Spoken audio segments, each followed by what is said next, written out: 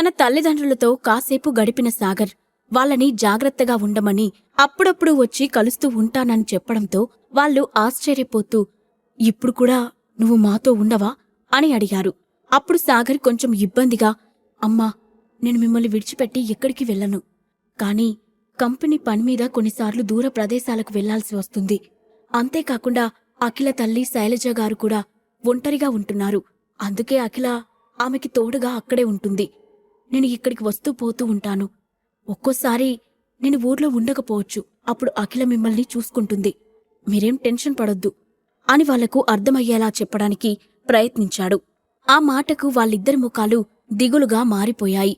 తన కోడలు ఇక తమతో పాటు ఆ ఇంట్లోనే ఉంటుందని అనుకుంది సునంద.